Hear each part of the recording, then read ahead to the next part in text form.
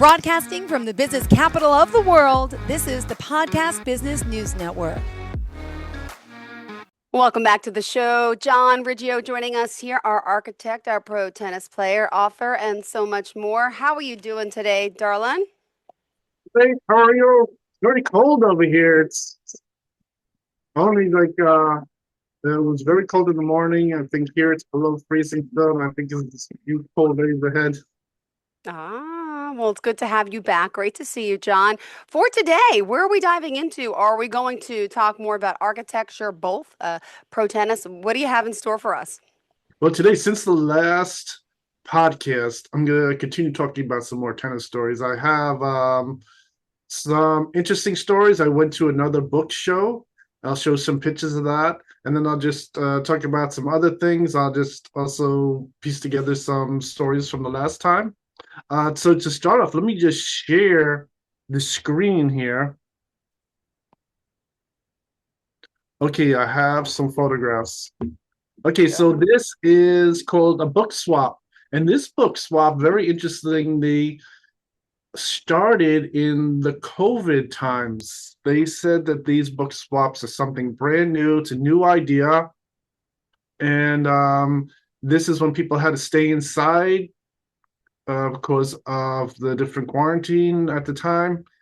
They developed this thing of you can get some books, trade them, and come back with new books. So you could say maybe trade in 5 books, 10 books, and they give you the same number of books back. And this is a new fun thing that they have. This show also they developed into where you can just give them some money and buy books. And you could also, they have tables with authors and different crafts and things like that. So I'm one of the authors that bought the table. And I have some nice pictures. So the picture here is showing me in front of my table, and it's showing all the people in the morning here. They're looking at books. They're getting their books swapped. Some of them are just paying for books, and they're getting these used books that they have on the table. And they have all different categories. They have young adult category, fiction, nonfiction, all kinds of things like that on each table. And it's a nice event. This was really on just a cold morning here. And this is just a picture of myself just coming here on the weekend. It took place on a Saturday morning. And this is my table. So here I have my table. It just does the usual things. I have advertisement and professionally made advertisement here. And this here is really very nice. It's in a building that's used as a church, called a liquid church. This is one of the locations, and this is just a picture showing at the front of the entrance. This is showing down the hallway, and it just shows all the tables. The people come in here. It's free to enter into the event. You don't have to pay any money. You could just walk around and leave if you'd like. And there's plenty of parking. So this was really good. And just showing some pictures here. And this shows a nice photograph of showing the tables here. And you look past them and you see this other end. Since it's the weekend there, little restaurants they have in here. They even have Chick-fil-A in this building. They're closed for the weekend. But this shows here a lot of crafts. And so this is some people I met here too. I met some other authors. There's 2 authors I met, and they are similar to myself. They're writing books that are really autobiographies. Yeah. This is one author here, and let me just zoom in, A.J. Wyman, and he's just showing his book and my book. We swapped books, signed the books, give an autograph. And he has his story here. It's very nice. And this is another picture here of us holding each other's books, swapping books. And then this one here is another one. This is a very nice lady here. She has this book. And this is Gabriella D'Italia. And this is her book. And this is my book. And we're swapping books here. And this is very good. And this is her book also, of her autobiography of her life and stories that she has. She's an artist. Aww. and that was really very good. Just zoom out. So she has her own table here, and this is one of the crafts they have. This is really interesting. This is like a craft for moss. You could have this kind of thing, like this nice arts and crafts. People like to play arts and crafts and things like that. And they have this whole thing here is one of the displays.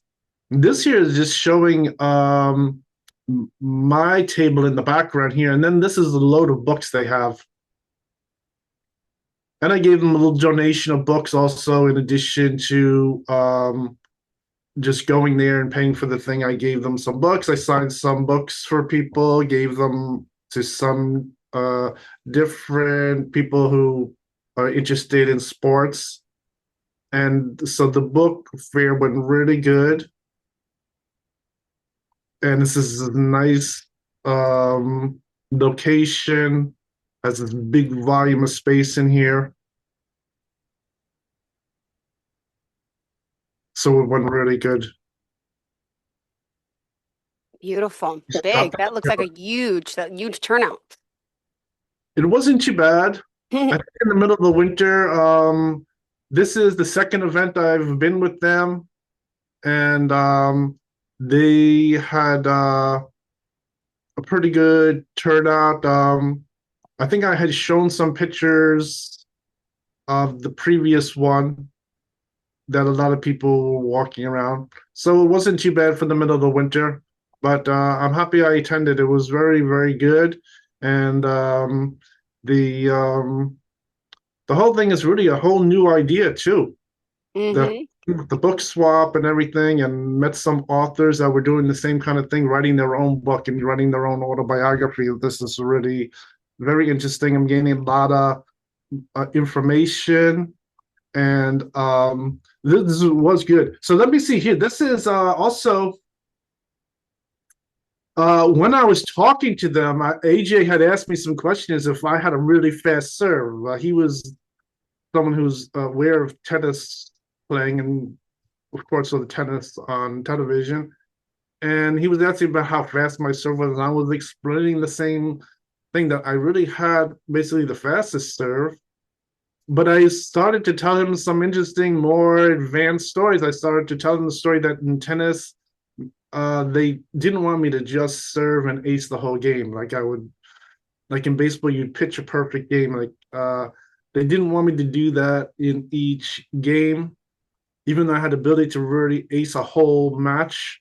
Hmm. What happened is the I explained that in tennis, you have to play all the different shots. I think in theory, it is okay to ace the whole game. Sometimes I did do that. I always used to use the ace to get ahead in the points, make sure I didn't Hmm. get behind in the points. In tennis game, if you're playing even recreational tennis, you get 1 point behind in a game. It starts to build the momentum where you can then lose the whole game, lose the whole match. So, but in tennis, playing overall, you're supposed to show you have some nice serves, different variety of serves. Okay. And I always had to show I had more than one serve. I had a very nice set of serves. They had to have a really nice hard straight serve was the number one most important thing. That was the top pro serve, was to do that. The other type of serves, the serve where you hit the ball, put it in play, is a nice serve, just from experience, but that might not be the serve you really need to win. Then, as far as showing you can Hmm. play good, I think if you get ahead in the points is when you could play with your opponent a little, show them you have a nice second serve, a nice slice serve. And then you want also at those points, if you can get ahead, is to show the other types of hits you have, that you have a nice backhand, you could do a lob shot, you can do all kinds of different shots, hitting the ball cross court, hitting the volley, all kinds Wow. of things like that. So when you're playing tennis, they sort of have an idea that you're supposed to give yourself like a little test. At certain parts of the game, you're supposed to go through like a routine of hitting the different types of shots. And your opponents, sometimes the idea is the opponent would pick up that you could hit the different shots.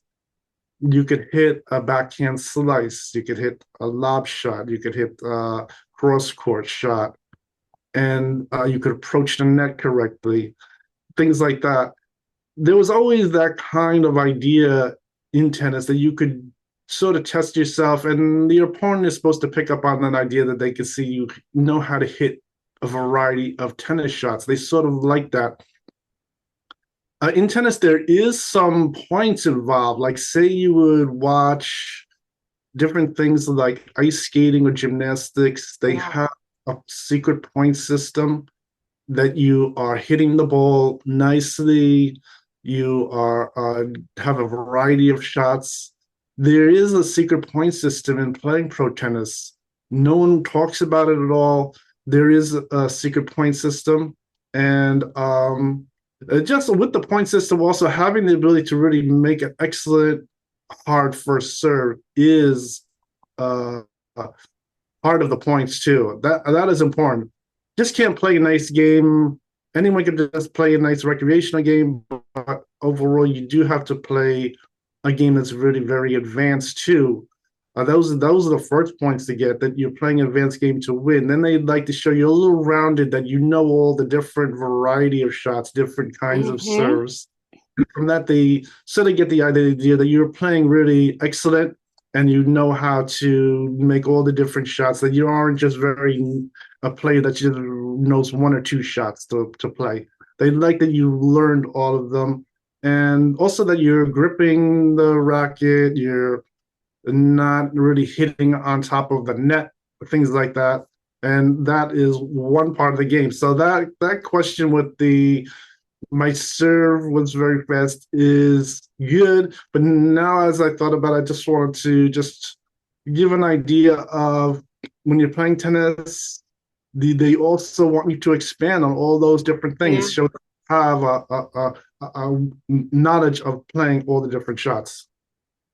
I think as far as some tennis tips, I was told when I was playing tennis too, like if you're playing tennis and you're in a match, in the middle of the match, sometimes people could start to have they can start to stiffen up a little.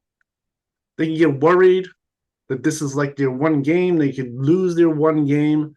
And one of my coaches was explaining that he suggested to really continue winning each game and getting over that little part in the middle of the match, was to think about that you want to play the next match too. You don't want to just play this match and make it where you start to falter. You want to think that you're going to win this match, and then you want to also play the next match, and you want to win the next match. So instead of getting on something in the middle of the match you're playing against your opponent, you could even use this in recreational tennis. You were supposed to really start to think ahead, not to get too worried about the match you're in, knowing you could just play another match afterwards and not to panic. So you're supposed to really think that way. And now I think thinking that way also, then you don't want to get too far ahead of yourself that you already won the match too. That's another important thing about tennis. You're the only player there that can win the match. No one can step in to win, and you have to really stay in the game and concentrate. But as far as your mind wandering off and you getting too worried, the idea I was told was to really think about winning the next match and playing the next match. So this match that you're playing in isn't, you got to worry your mind too much, or then you're going to falter. You start to get behind in the game, and then you could then lose the match. But that is one little mind trick that you could use to keep in the game, not get too worried. And from that idea, it should help you a little in winning that match, and then on to the next match that you really got to keep playing and really win the matches. And So that is one thing about tennis. I think one interesting thing also was I was thinking about my parents. I was talking about my father a lot, but my mother also lucked out with the tennis, knowing since my father was involved with his father, my grandfather, with the tennis pros. My mother was able to learn some tennis there at the tennis center too. She was telling me she learned some tennis from Billie Jean King, and she even had the Billie Jean King Wilson racket too. That was Oh. her tennis racket. It was this old wood racket with Billie Jean King on it, and that was a very interesting. They used to, so she that her wanting to. She used to get play a little, and with my father and the family, we used to play some tennis when I was young, and that's how I originally learned how to play tennis. Was when I was very young.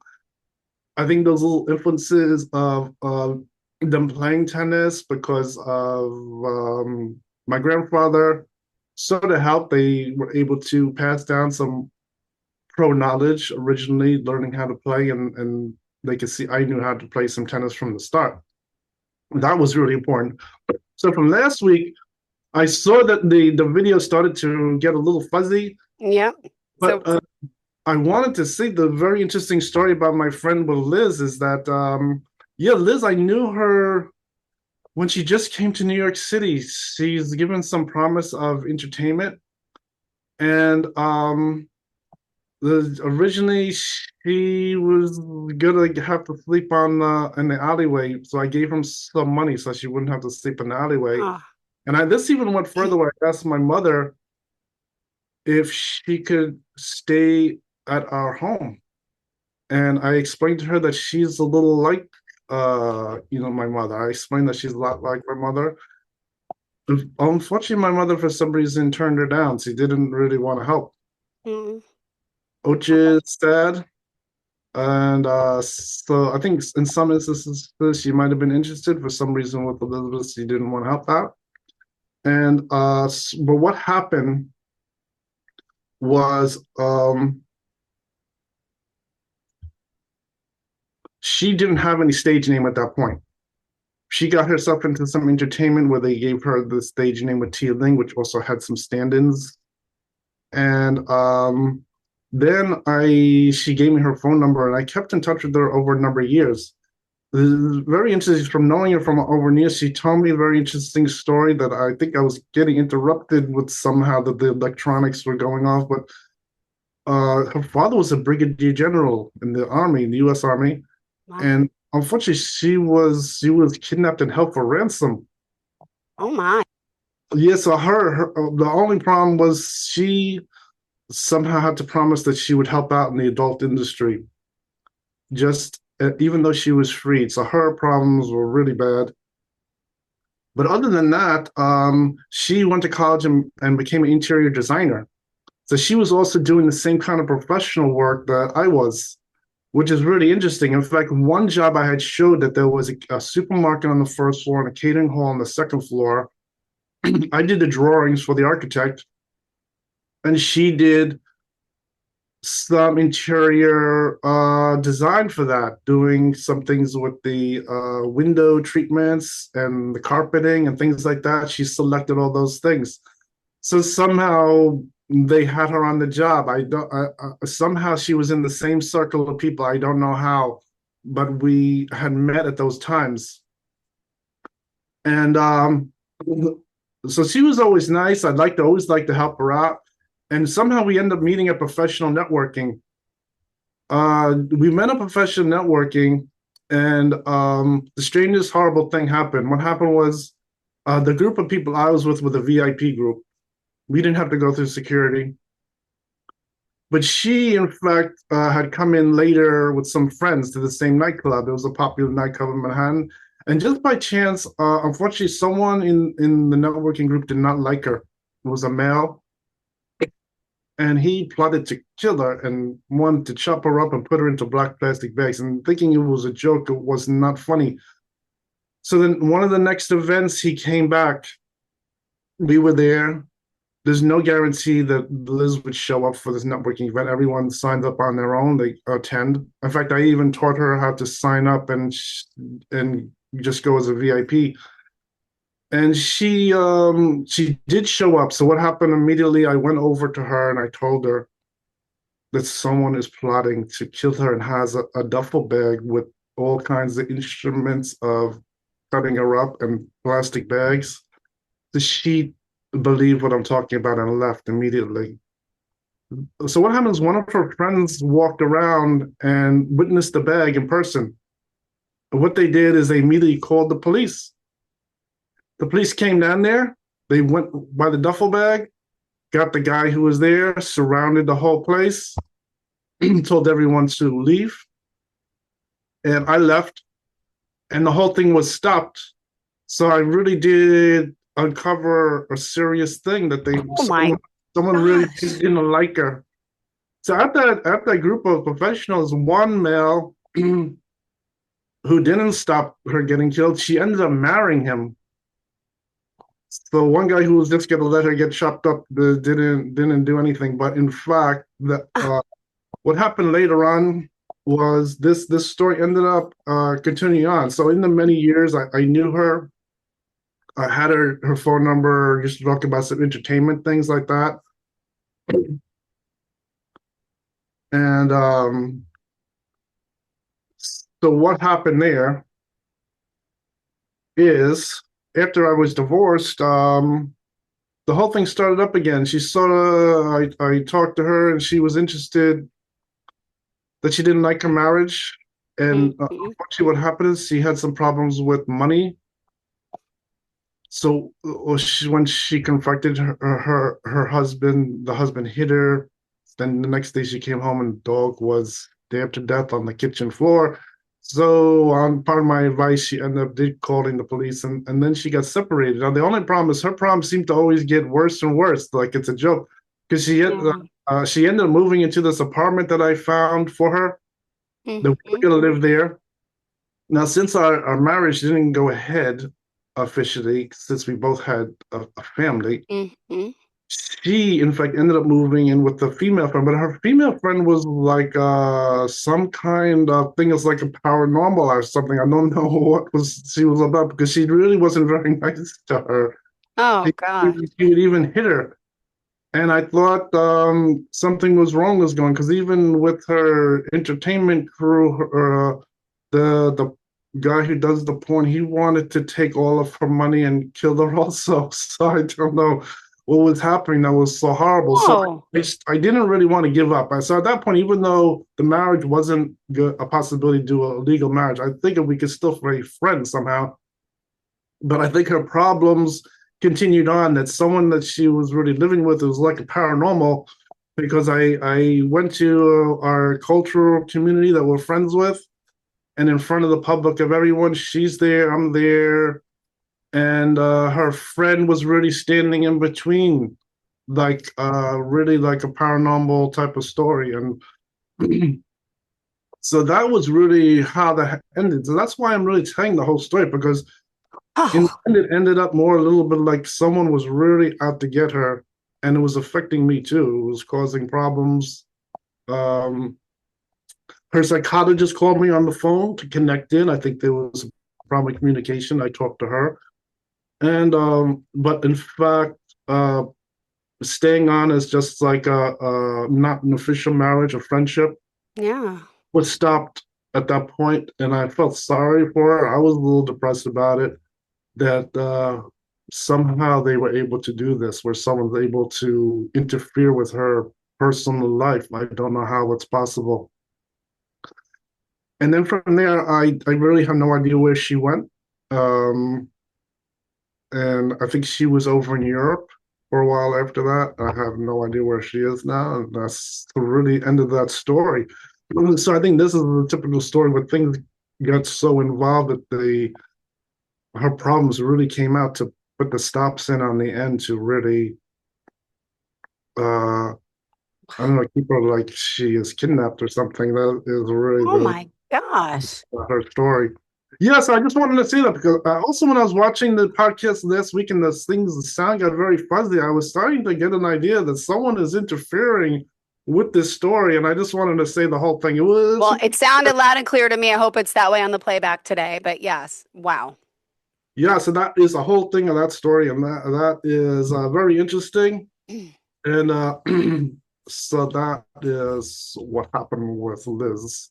Wow. Well, thank Yeah. you for the info. I've always made it through. She was safe, and it's pretty sad. Some people really had it in for a couple times, but that is really sad. Got it. Well, thank you for sharing this today. And we are just about out of time. How do we contact you?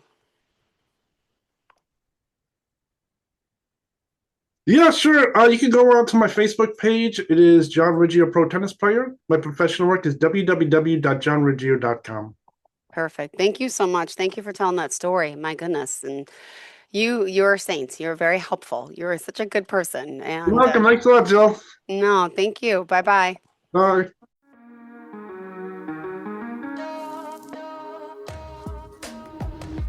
Broadcasting from the business capital of the world, this is the Podcast Business News Network.